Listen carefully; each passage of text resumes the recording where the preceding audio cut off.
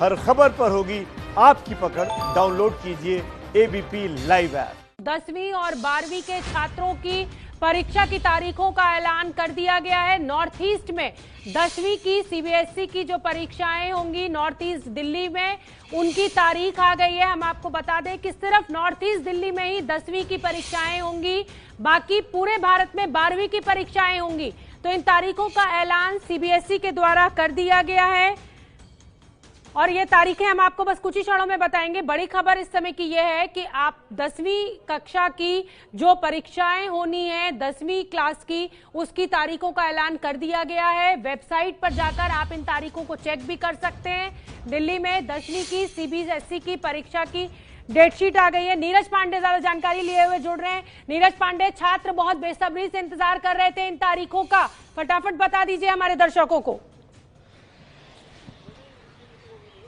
जी बिल्कुल शोभना, छात्र बहुत दिनों से इसका इंतजार कर रहे थे कि चूंकि खासकर वो छात्र जो नॉर्थ ईस्ट इलाके में 10वीं की जिनकी परीक्षाएं रद्द हो चुकी थी, चूंकि सीबीएसई ने पहले ही क्लियर कर दिया गया था कि देश भर में 10वीं की जो भी परीक्षाएं बची हुई हैं वो नहीं होंगी, लेकिन नॉर्थ ईस्ट जिले में कुछ मेजर सब्जेक्ट थे जिनकी परीक्षाएं होनी बाकी थी। ये 4 तिथियां निर्धारित की गई हैं, 1 जुलाई, 2 जुलाई और 10 जुलाई और 15 जुलाई। इन 4 दिनों में 10वीं की जो बची हुई नॉर्थ ईस्ट जिले की परीक्षाएं हम क्लियर कर दें अब देश भर के दर्शकों को, अपने एबीपी न्यूज के दर्शकों को, कि केवल दिल्ली में नॉर्थ ईस्ट जिले में जो परीक्षाएं रद्द हुई थी केवल उनकी तिथियां घोषित हुई है। उन्हीं बच्चों के एग्जाम होंगे जिनकी परीक्षाएं रद्द की गई थी। इसमें 1 जुलाई को जो सोशल साइंस का पेपर रखा गया है, जबकि 2 जुलाई को साइंस थ्योरी और साइंस विदाउट प्रैक्टिकल, ये 2 सब्जेक्टों की एक ही सेम डे परीक्षाएं होंगी। और 10 जुलाई को Hindi course A, Hindi course B की परीक्षाएं आयोजित की जाएंगी, जबकि 15 जुलाई बुधवार को इंग्लिश कम्युनिकेटिव और इंग्लिश लैंग्वेज लिटरेचर इन इसकी परीक्षाएं होगी। तो ये 4 दिनों में ये परीक्षाएं आयोजित की जाएंगी। 12वीं की परीक्षा की तारीखों का ऐलान भी क्या आपसे कुछ देर बाद होने वाला है, क्या उसका इंतजार है? 10वीं की परीक्षाओं की तारीखों का तो ऐलान हो गया जो नॉर्थ ईस्ट दिल्ली में होनी है। जी बिल्कुल, 10वीं की परीक्षाओं का ऐलान हो चुका है जो नॉर्थ ईस्ट दिल्ली में होने वाली है। थोड़ी ही देर में 12वीं की परीक्षाओं की भी तिथियां घोषित होंगी और वो जो लिस्ट जो टाइम टेबल आने वाला है उसमें देश भर के तमाम उन सेंटरों में जो एग्जाम होने हैं 12वीं के उनकी घोषणा होगी, प्लस नॉर्थ ईस्ट जिले में भी 12वीं के कुछ परीक्षाएं रह गई थी उनकी भी घोषणा होगी। तो आप कह सकती हैं कि 12वीं की जितनी भी परीक्षाएं बाकी रह गई हैं, 12 ऐसे सब्जेक्ट हैं उनकी परीक्षाएं होनी है, उन सभी की तिथियां घोषित कर दी जाएंगी। इसमें 2 दिन संडे पड़ेगा, बाकी 1 से 15 जुलाई तक में 13 दिन एग्जाम होंगे। जी ठीक है नीरज पांडे, एक बहुत अहम जानकारी मैं आपसे चाहूंगी। कुछ छात्रों ने मुझे ट्वीट किया है और मुझसे ये पूछा है कि जो लोग दिल्ली में पढ़ते हैं या किसी और राज्य में पढ़ते हैं, लॉकडाउन के चलते वो अपने घर वापस लौट गए, तो क्या उनका जो एग्जामिनेशन सेंटर होगा वो उनके ही शहर में अवेलेबल कराएगी सीबीएसई, या उनको लौट कर अपने शहरों में आना पड़ेगा जहां पे स्कूल है उनके? शोभना, ये चूंकि परिस्थिति ऐसी है, 1 जुलाई से परीक्षा शुरू होनी, अभी पर्याप्त समय है। सभी बच्चों को नॉर्थ ईस्ट में ही जो सेंटर बनाए जाएंगे वहीं परीक्षा देनी होगी। चूंकि ये केवल स्पेसिफिक एक जिले की परीक्षा है, इसलिए इसके सेंटर शायद किसी दूसरे जिले में ना बनाए जाए। अभी तक जो मेरी जानकारी है उसके अनुसार सीबीएसई केवल नॉर्थ ईस्ट जिले में ही निर्धारित सेंटरों में ये परीक्षाएं कराई। हाँ नीरज पांडे, मैं 12वीं कक्षा की बात कर रही हूँ और मैं उदाहरण आपको दे देती हूँ। जैसे दिल्ली आरके पुरम में बहुत सारे बच्चे पढ़ते हैं, बाहर से आके बिहार और उत्तर प्रदेश के कई राज्यों के बच्चे पढ़ते हैं। अब जब लॉकडाउन का ऐलान हुआ तो वो अपने माता पिता के पास वापस लौट गए। ऐसे में अब जब 12वीं की परीक्षा ली जाएगी तो क्या उन राज्यों से उन बच्चों को दिल्ली लौट के आना होगा या उनके राज्यों में ही उनका सेंटर सीबीएसई अवेलेबल कराएगी? ये मेरा सवाल है आपसे। शोभना, मुझे जहां तक जानकारी है सीबीएसई जो निर्धारित करेगी सेंटर, और जिस स्कूल में आप पढ़ रहे हैं और उस स्कूल का जिस स्कूल में सेंटर होगा वहीं आपको एग्जाम देना पड़ेगा।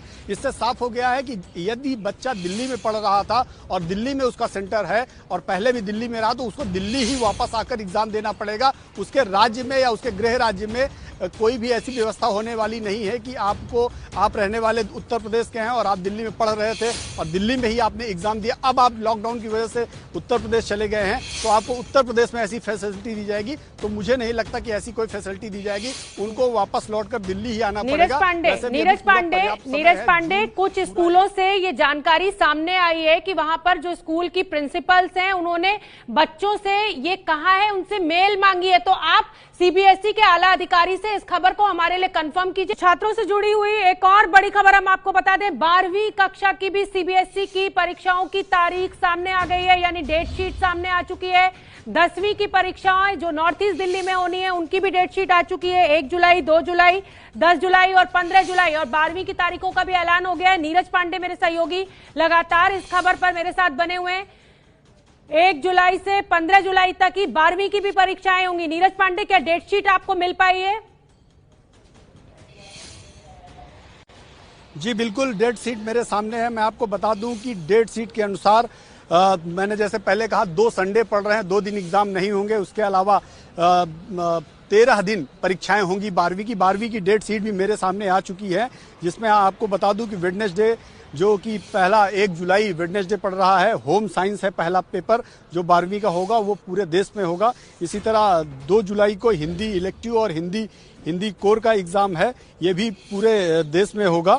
और इसी तरह जो परीक्षाएं होनी है इसमें 3 जुलाई को फिजिक्स रखा गया है, जो सिर्फ नॉर्थ ईस्ट दिल्ली में रखा गया। नॉर्थ ईस्ट दिल्ली के जो छात्र जिनकी परीक्षाएं रद्द हो गई थी तनाव के चलते, उसकी परीक्षाएं 3 जुलाई को होगी फिजिक्स की, सिर्फ नॉर्थ ईस्ट दिल्ली में। इसी तरह 4 जुलाई को अकाउंटेंसी है, वो भी केवल नॉर्थ ईस्ट दिल्ली के छात्रों की जो परीक्षाएं रद्द हुई थी केवल नॉर्थ ईस्ट दिल्ली में आयोजित की जाएगी। 6 जुलाई को केमिस्ट्री है, ये भी नॉर्थ ईस्ट दिल्ली के छात्रों के लिए ही है। और 7 जुलाई को 5 प्रमुख पेपर हैं, informatics practical, computer science, informatics practical, computer science और इंफॉर्मेशन टेक्नोलॉजी। ये पूरे देश में इसकी परीक्षाएं होंगी 7 जुलाई को। ये सभी परीक्षाएं 10 बजे, 10:30 बजे से लेके 1:30 बजे के बीच होंगी। एक और 8 जुलाई को जो परीक्षा होनी वो 3 सब्जेक्टों की होगी, ये भी तीनों नॉर्थ ईस्ट दिल्ली में है। ये इंग्लिश इलेक्टिव है, इंग्लिश इलेक्टिव सी है और इंग्लिश कोर है। 9 जुलाई को जो परीक्षा होनी है वो बिजनेस स्टडीज की होनी है, ये भी पूरे देश में होनी है। 10 जुलाई को बायोटेक्नोलॉजी की परीक्षा होनी है, ये भी पूरे देश में है। और 11 जुलाई को ज्योग्राफी की परीक्षा है, ये भी पूरे देश में आयोजित की जाएगी। ठीक है नीरज पांडे, मैं अपने दर्शकों को ये डेट शीट दिखाना भी चाहती हूँ।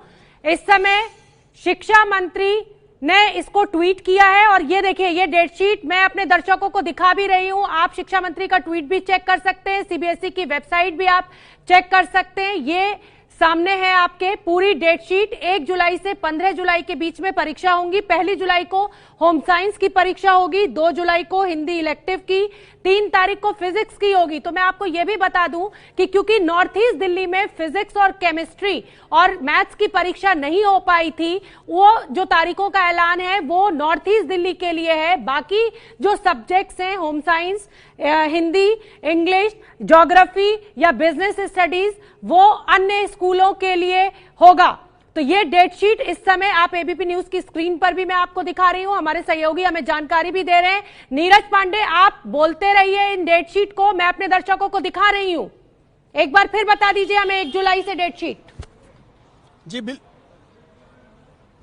जी बिल्कुल, मैं आपको बता दूं शोभना की देश के दर्शकों को ये जानकारी होगी। 1 जुलाई को होम साइंस होनी है, जो पूरे देश में इसकी परीक्षा आयोजित की जाएगी।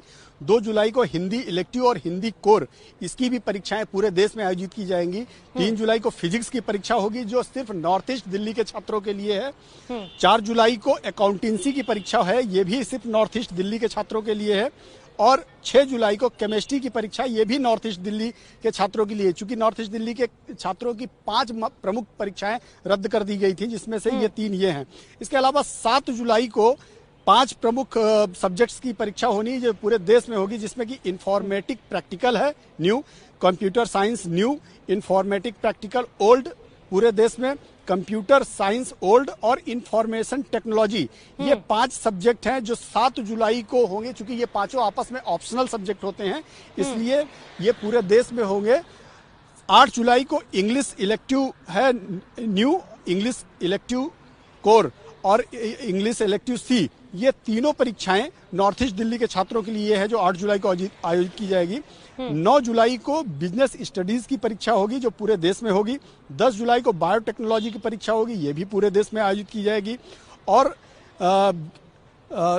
11 जुलाई को जियोग्राफी की परीक्षा होगी, ये भी पूरे देश में आयोजित की जाएगी। मंडे 13 जुलाई को सोशियोलॉजी की परीक्षा है, ये भी पूरे देश में आयोजित की जाएगी। 14 जुलाई को पॉलिटिकल साइंस की परीक्षा होगी जो नॉर्थ ईस्ट दिल्ली के बच्चों के लिए है।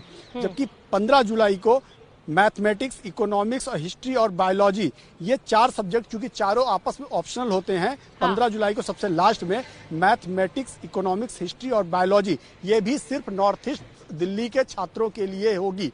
तो ये पूरा 15 जुलाई तक का जो टाइम टेबल है 12वीं के छात्रों के लिए, इसकी भी डेट शीट जारी कर दी गई है और एबीपी न्यूज देश के सभी दर्शकों को सबसे पहले आप तक लेके आई है। जी बिल्कुल नीरज पांडे, आप बने रहिए हमारे साथ। तो 10वीं और 12वीं की परीक्षाओं का ऐलान कर दिया गया है। मैं अपने दर्शकों को साफ कर दूं कि 10वीं की परीक्षाएं सिर्फ दिल्ली के नॉर्थ ईस्ट इलाके में होंगी। 4 परीक्षाएं बची हुई हैं उनकी 10वीं की।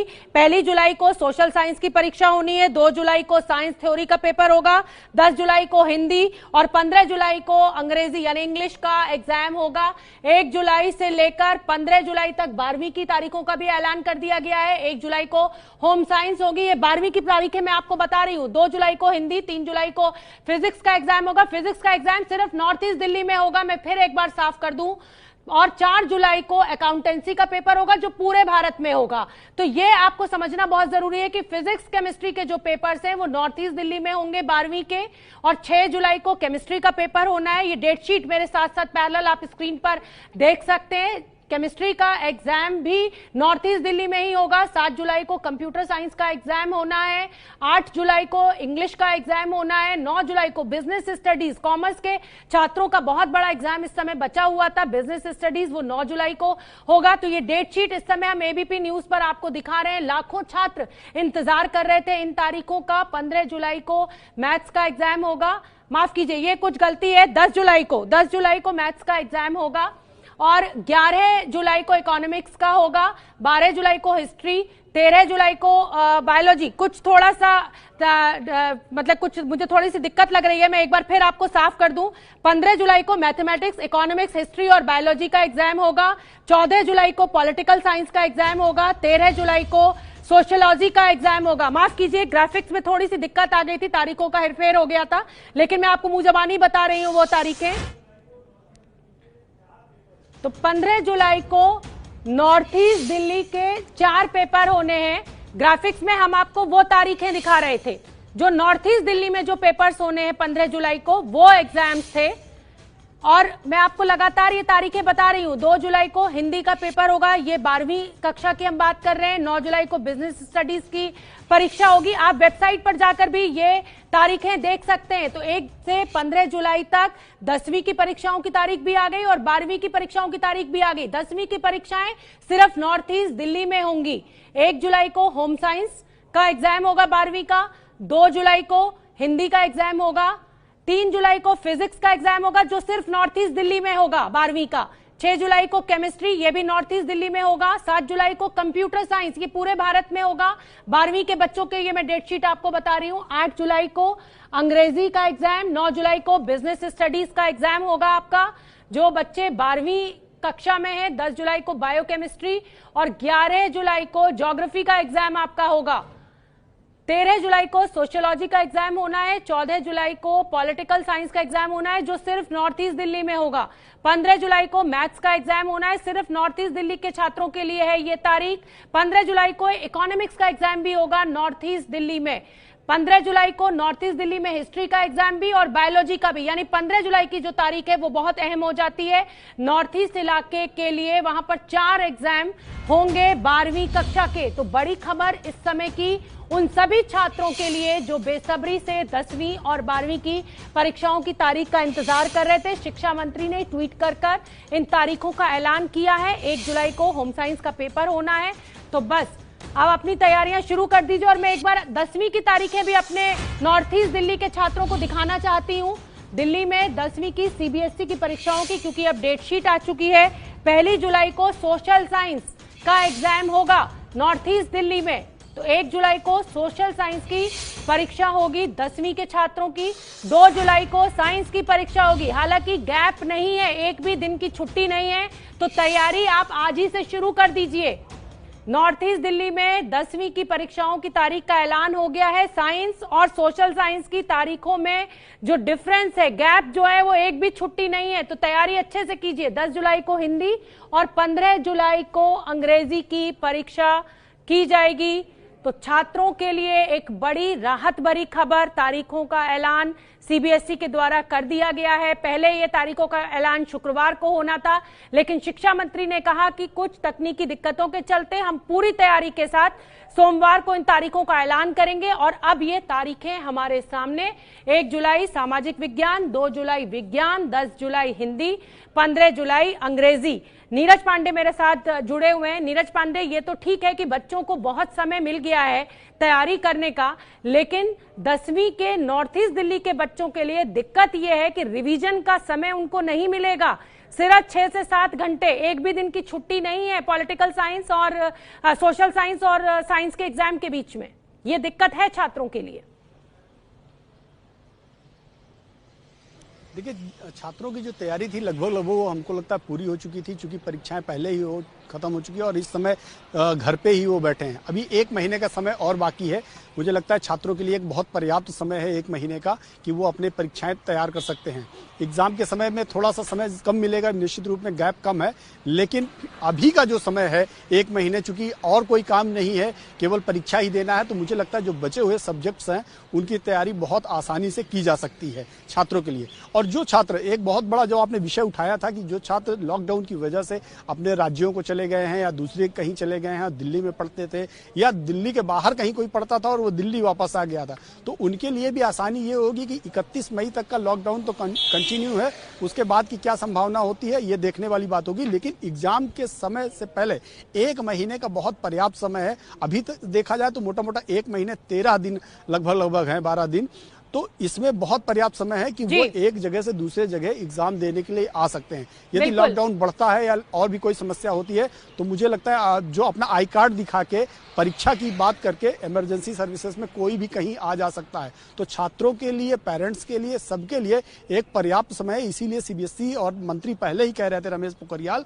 कि हम छात्रों की समस्याओं को समझते हैं, उनकी समस्याओं को दृष्टिगत रखते हुए ही कोई निर्णय लेंगे और एक हम पर्याप्त उनको टाइम देंगे, न सिर्फ तैयारी करने के लिए बल्कि और भी चीजें व्यवस्थित करने के लिए। बिल्कुल नीरज पांडे, वो समय दिया भी गया है, शिक्षा मंत्री के द्वारा वो समय दिया भी गया है, क्योंकि 7 जुलाई को अगर कंप्यूटर साइंस का एग्जाम हो जाता है, वो पीसीएम और पीसीबी के छात्रों के लिए होता है, यानी फिजिक्स केमिस्ट्री मैथ्स और फिजिक्स केमिस्ट्री बायोलॉजी के छात्रों के लिए, जो इंजीनियरिंग के एग्जाम देंगे और नीट का एग्जाम देंगे। जो पहली जेईई मेंस की परीक्षा है वो 17 से लेकर और 23 जुलाई तक तारीख दी गई है। तो पर्याप्त समय 12वीं के छात्रों के, साइंस स्टूडेंट्स के लिए भी दिया गया है इस डेट शीट में।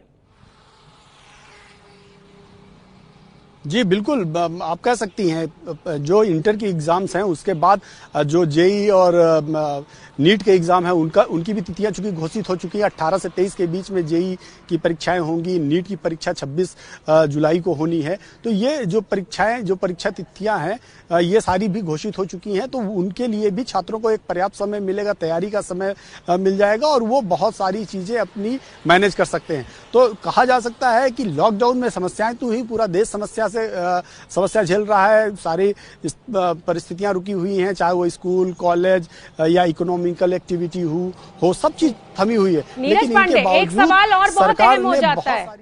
नीरज पांडे, एक सवाल और बहुत अहम हो जाता है कि देखिए, जो पेरेंट्स हैं उनके लिए बहुत मुश्किल समय है, बच्चों को घर से बाहर निकलना है, एग्जाम देने जाना है।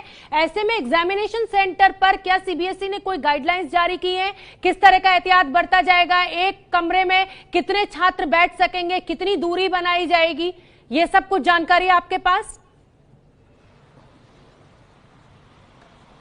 देखिए, एग्जामिनेशन सेंटर की अभी गाइडलाइन आनी बाकी है। मुझे लगता है इसी हफ्ते में वो गाइडलाइन भी सामने आ जाएगी। लेकिन हमारी जो लास्ट बात हुई थी, अनुराग त्रिपाठी जो सीबीएसई के सेक्रेटरी हैं, उनसे बात हुई थी, तो उन्होंने साफ तौर पे ये बात कही थी कि लॉकडाउन की जो सहूलियतें हैं, जो एहतियात है, उसको हम लोग ध्यान में रख रहे हैं।